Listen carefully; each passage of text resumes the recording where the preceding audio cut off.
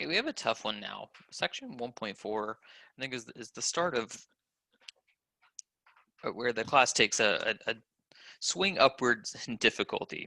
So predicates and quantifiers. We've been dealing so far with just propositions, but that's not really going to do the trick for a lot of problems. So let's be given the idea that all men are mortal and Socrates is a man. Can we conclude with what we've learned so far that Socrates is immortal? And the answer is no, right? Even though as soon as you read this, you were probably like, oh, well, of course you can. It just follows.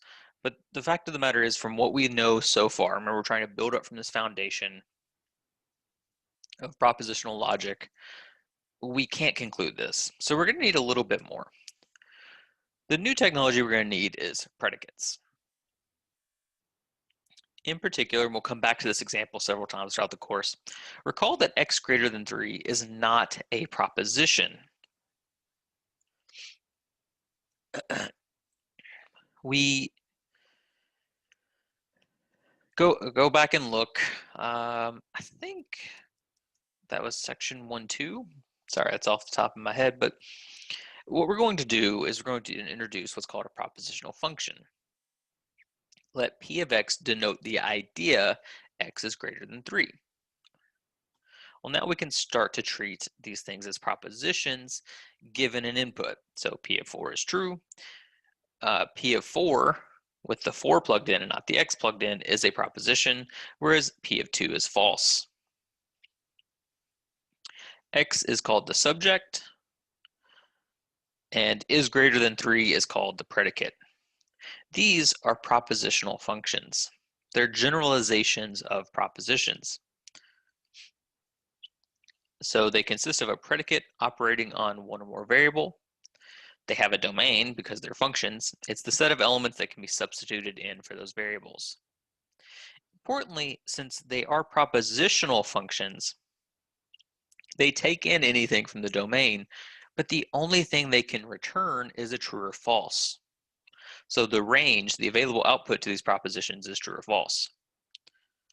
So, for example, let p of x denote x is the president of the US. I suggest using this notation. You can use an equal sign. We'll try to use denote a lot of times, and make sure to put that in quotations, the predicate and the variable. So you're keeping in mind that this is in fact a propositional function. Later on, our propositional functions will start to look like formulas, and it can make things very confusing. So here we plug in a person, let's say me. Stuart is the president of the United States. That is false.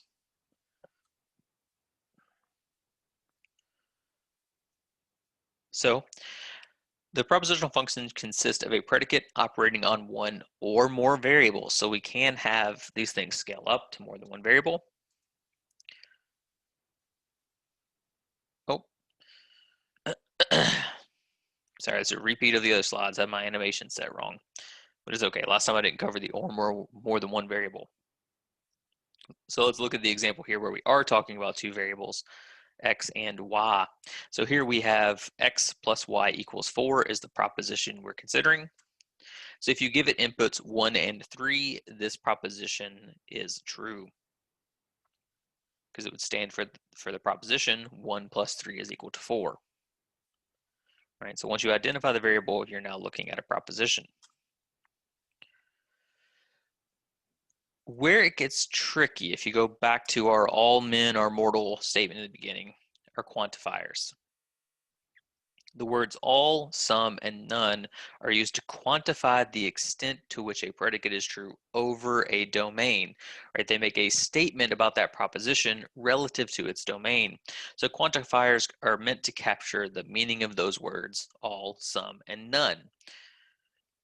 So we've moved on, right? We started out talking about propositions, then we moved on to propositional functions, and now we're moving straight on into predicate calculus. The universal quantification of px, denoted with this upside down a, x px, is px for all values x in the domain. So it asserts that P of x will be true for every possible x that's a valid input for this propositional function. You will often, I struggled now to even read it without reading it this way. We read it as for all x, px, or for every x, px. We say that the quantifier binds the variable x in all x, px. I'll have some tips to how to think about this binding process in a moment. So let's look at some examples. If we let P of x denote the idea that x is less than x plus 3 and the domain is all real numbers, then all x px is saying for every real number, that number will be less than that number plus 3. That's a true statement. Let P of x denote x is greater than 3 with domain all real numbers. P of 2 then is false because 2 is not greater than 3. Here we can say x equal 2 is a counter example. The difference between questions 2 and 3 is pretty stark in that for question 2, I had to verbally tell you my reasoning. Hey, this is why I think it's true. I couldn't literally go through all the numbers, all the real numbers, and show you that it's true. So we'll need a more sophisticated technique for proving that. However, to disprove that it's true for everything, I just need one counterexample. So a counterexample will work to prove that the universal quantifier is false, but it will not suffice to show that it is true. Finally, one other thing to note in my write up here, you're going to see some of these symbols with increasing frequency. This is the symbol for therefore. So here's my logic. P of 2 is false. It was supposed to be true for all of them. X equal 2 is a counterexample. Therefore, all x px is false.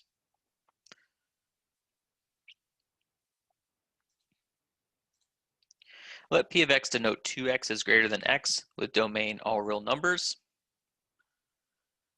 Insert a -1 into the propositional function. You get 2 times -1 is greater than -1. So P of -1 is false. Again, a counterexample.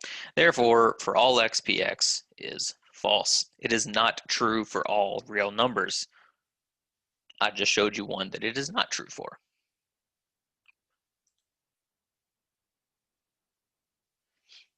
Let's try a non-arithmetic example. Let P of x denote x has a mother with domain all human beings. This is true, right? Anyone who is born must have had a mother that gave birth to them. Let's approach this from the other direction. Let's let P of x denote x has a son with domain all human mothers. This is false, right? Because this would imply that every one who is a mom must have a son. But we could have pick any mom that we want that only has a daughter or multiple daughters, and this would show up false. The existential quantifier. The existential quantification of P of x denoted backwards ex px is there exists an element in the domain such that P of x is true. There exists x px is read as for some x px, or there is an x such that P of x, or the most common way to think about it, even if you don't say it out loud, is for at least one x px. So you're saying in the domain, at least one of them makes this true.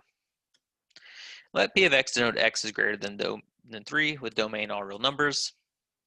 Then this is true, right?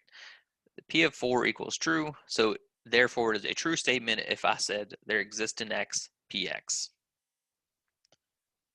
Let's try another example.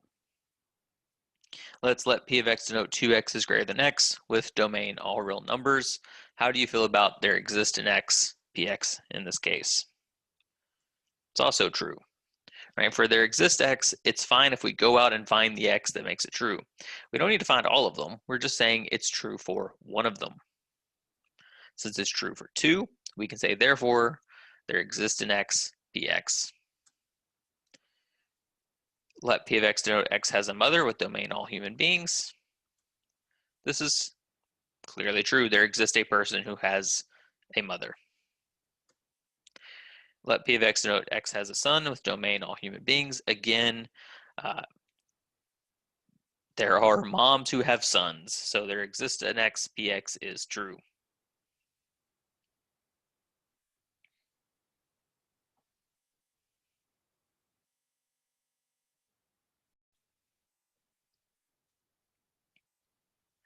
Which brings us to the uniqueness quantifier. We'll use this one a little bit less, but it is worth going over here. So the uniqueness quantifier of P of x denoted E backwards E explanation point x px is there exists a unique element x in the domain such that P of x is true. So it can be read as there's a unique x such that px, or there's only one x in the domain such that P of x is true. So let's consider a familiar propositional function at this point. Let's let P of x denote x is greater than 3 with domain all real numbers. How do you feel about there exists an x, px? Well, it's true for 4 and it's true for 6. So therefore, there exists a unique x, px is false, right? It works for more than one of them. Counterexample. Let's let P of x denote x minus 9 equals 0 with domain all real numbers. This is true. 9 is the only one, x equal 9 is the only solution to this. So it is true that there exists a unique x, P of x. Let's let P of x denote x squared equals 9 with domain, sorry for the typo there, it should not be all human beings, it should be all real numbers. P of 3 is true, P of negative 3 is also true. Therefore, there exists unique x, P of x is false.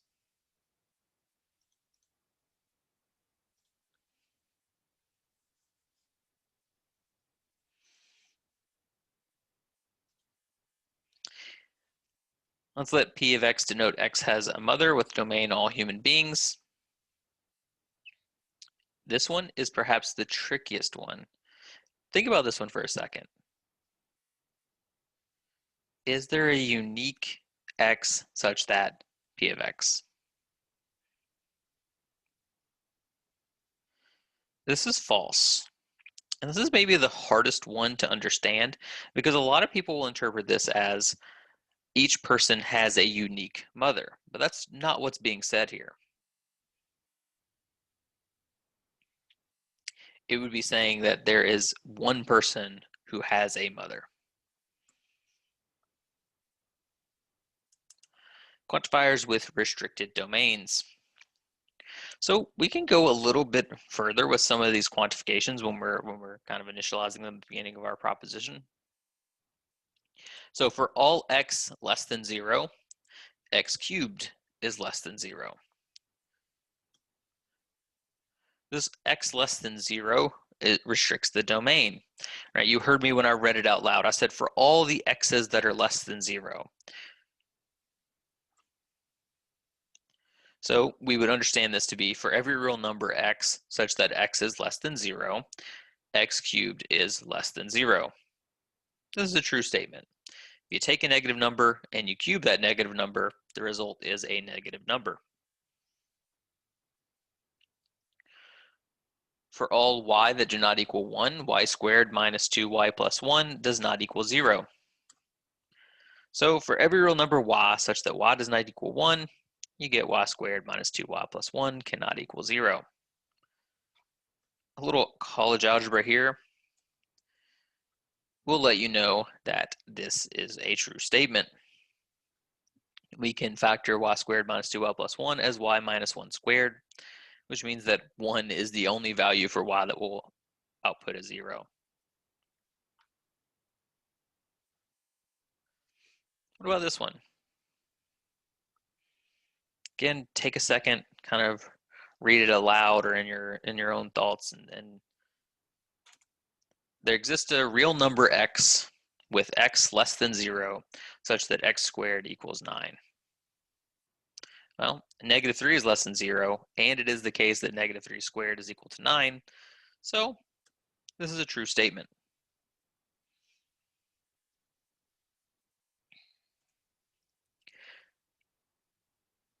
we need to talk about the precedence, right? Which one of these happens first?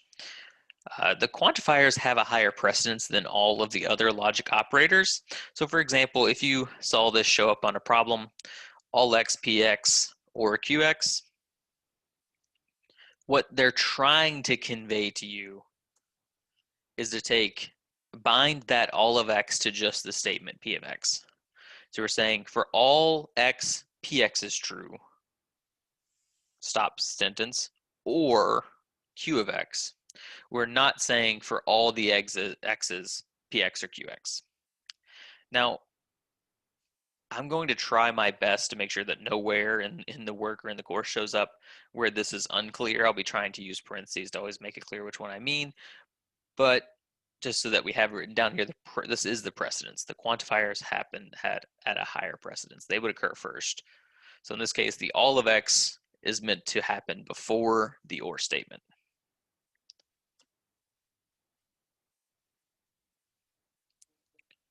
When a quantifier is used on a variable x, it's called bound. So we're saying that that quantifier bounds to that variable. A variable that is neither bound nor assigned is called free. So in the statement, there exists an x squared plus y squared equal 4. The variable x is bound because I made a statement about it with the quantifier. Right? I specifically said there exists an x, but I didn't say anything about the y, so the y is what's called free. The particular expression to which the quantifier is applied is called its scope. So what you can compare this to is calling an instance of a function. To see what I mean, let's look at this next example here.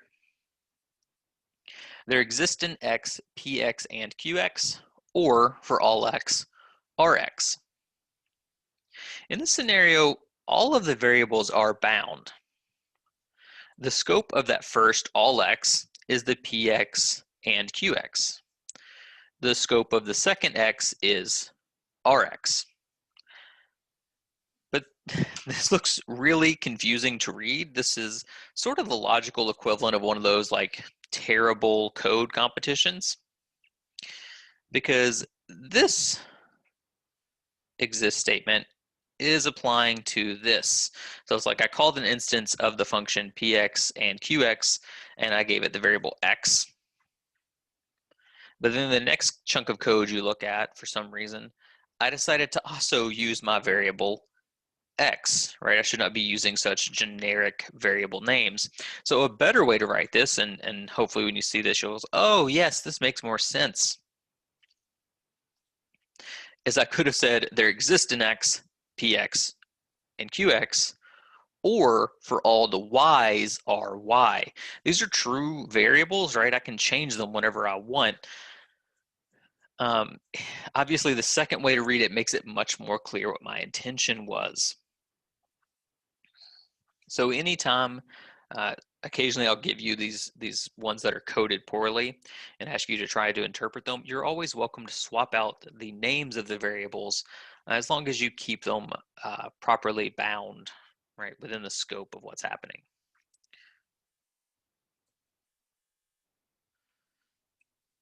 So let's talk about what's going to happen whenever you try to negate these quantified expressions.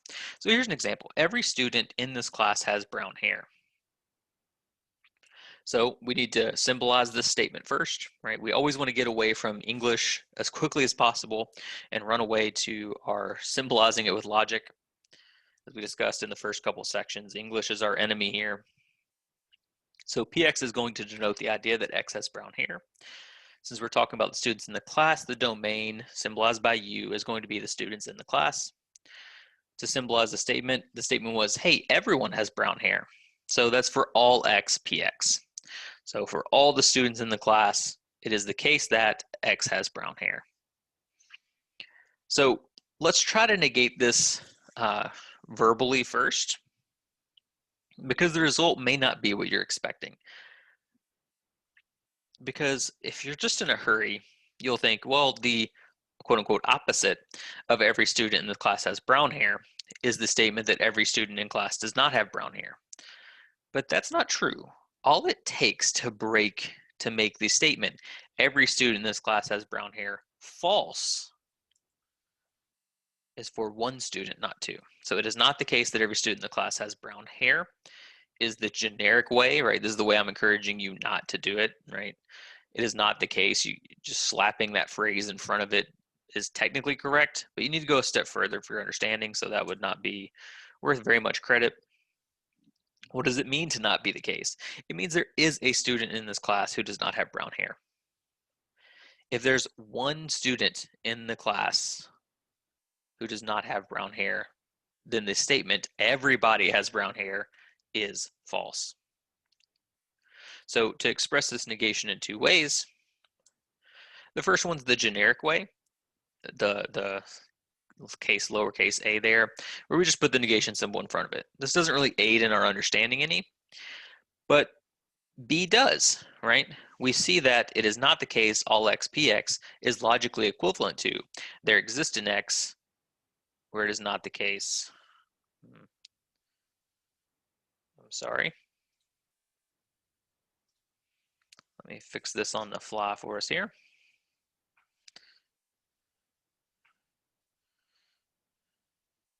There exists in x, where it is not the case, px. There exists a student who does not have brown hair.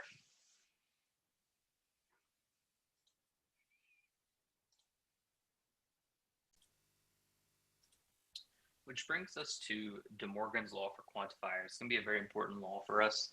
So let's just walk through what we have just shown with if we negate all x px, that is equivalent to saying there exists in x where it is not the case px.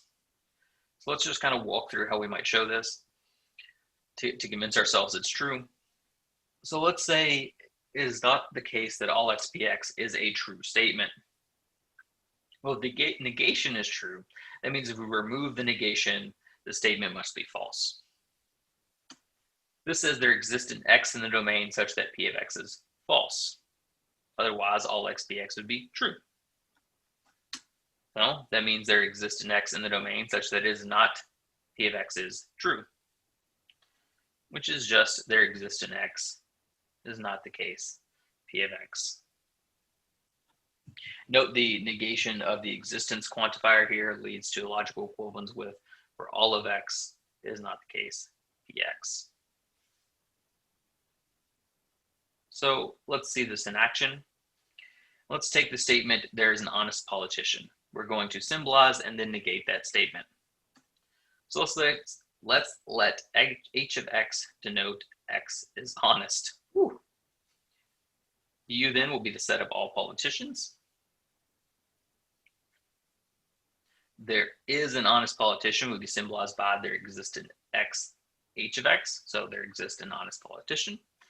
If we then negate that, we get the statement, all politicians are dishonest. That would be the negation of the statement, there is an honest politician. What about for all x, 2x is greater than x? Here the symbolizing is already done for us, but let's go ahead and wrap that 2x greater than x up in a propositional function to make it a little bit easier to track what's happening. This is the technique you can use. I won't be using as much in the slides, but it can help, especially when these things get really, really big. If you need to make your statements smaller, just pack them into a propositional function. The domain this is being stated for, even though it's not explicit, is all real numbers. That's this what's called a double strike R.